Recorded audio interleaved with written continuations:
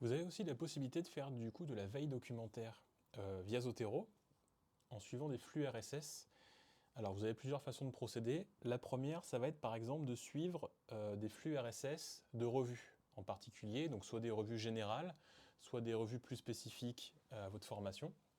Donc comment faire? La première étape, ça va être de repérer et pour récupérer donc des flux RSS. Alors je vous ai déjà préparé. Si vous avez une revue en particulier, par exemple les revues d'Elsevier-Masson, en fait, du site EM Consult, dans l'onglet Revues, on a juste à aller chercher la revue qu'on souhaite surveiller. Par exemple, si je veux surveiller la revue Sage-Femme, je peux afficher la revue ici, et vous voyez en bas à gauche, on a un onglet ici, flux RSS. Donc je peux faire un clic droit, copier le lien, donc là j'ai le flux qui est copié, et donc je vais retourner dans Zotero, et dans l'onglet Fichier ici, je vais avoir un onglet Nouveau flux à partir de l'URL, puisque du coup j'ai un lien. Et ici, je vais venir copier le lien du flux RSS que j'ai copié donc juste avant. Je vais valider. Et donc maintenant, j'ai une nouvelle icône qui est flux. Et donc, je surveille la revue Sage-Femme. Et donc, selon les flux, vous allez soit avoir plusieurs articles à la suite avec le titre. Donc là, c'est plus simple parce que du coup, si un titre d'article vous plaît, vous avez le lien directement dessus. Et sur certaines revues que vous allez surveiller, vous allez plutôt être prévenu de la parution du sommaire. Ce qui est le cas ici avec la revue Sage-Femme.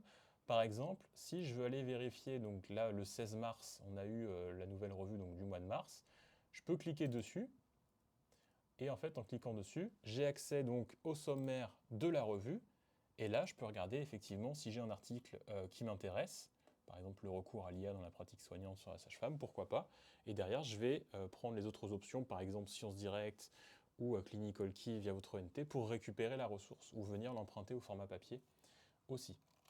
Donc pour les revues Elsevier-Masson.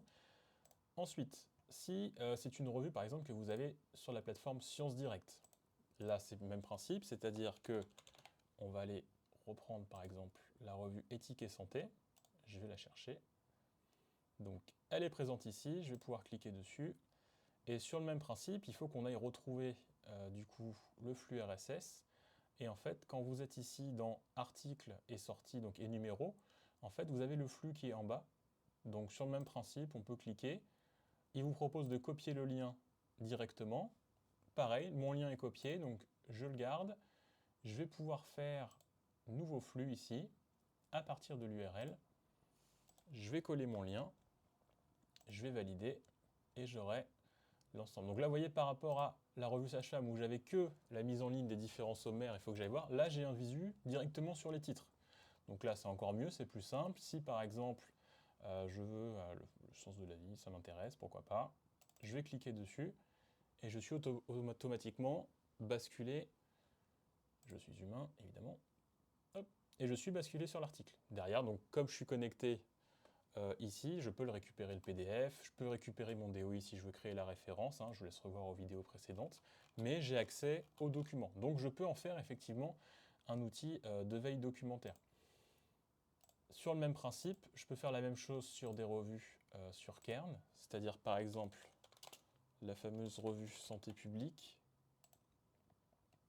Je vais pouvoir la récupérer. Et là, pareil, sur la page de la revue, vous voyez, j'ai un lien ici que je peux copier, qui est donc le flux RSS. Je retourne sur Zotero, fichier, nouveau flux.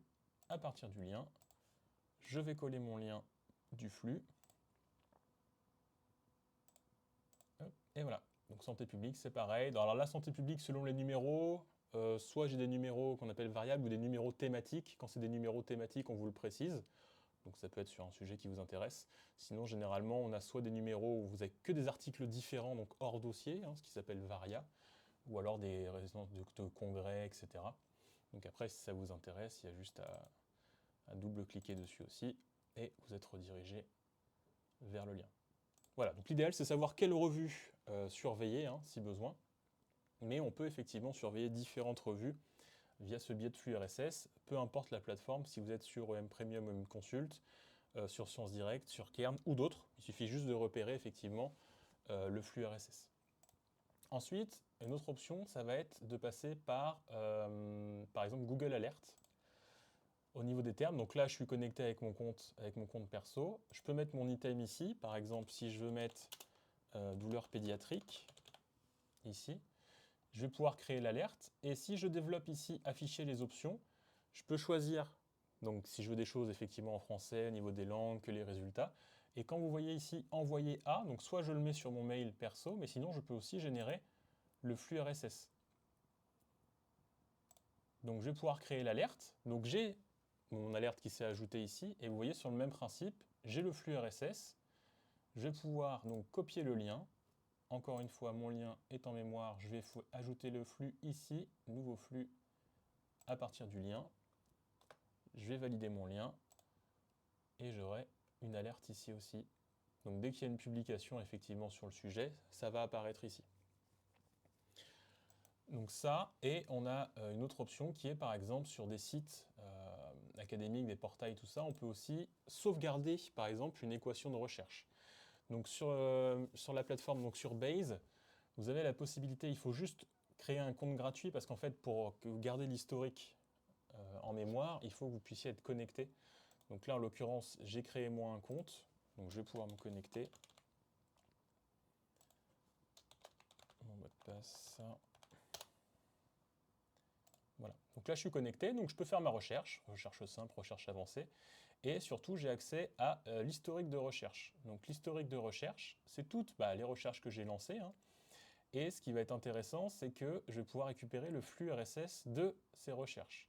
Donc par exemple, si j'ai anesthésie loco-régionale, comme les autres options, je vais faire un clic droit, copier le lien, je vais dans Zotero, toujours création d'un nouveau flux, je vais cliquer sur le lien, je vais valider, et dès que je vais avoir effectivement des choses sur l'anesthésie loco-régionale, ça va être publié en temps réel. Donc là, sur le sujet, il y a quand même des choses récentes, c'est-à-dire en 15 jours, j'ai déjà 8 références. Peut-être que ça va me servir, peut-être pas, mais au moins, l'avantage c'est quoi? C'est que le fait de passer par des flux RSS, c'est que c'est l'information qui vient à vous, un peu sur le même principe que la recherche documentaire par IA, c'est-à-dire que c'est les informations qui viennent à vous et c'est pas vous qui allez sur Internet avec la définition d'équations, etc. C'est que dès que vous avez quelque chose qui correspond à ce que vous avez paramétré, c'est l'info qui vient à vous directement. Ça peut être une option, vous l'utilisez, vous ne l'utilisez pas, mais sachant qu'il y a des revues professionnelles, des revues médicales qui peuvent être dans votre domaine, ou du moins en lien avec votre formation, ça peut être utile de l'utiliser.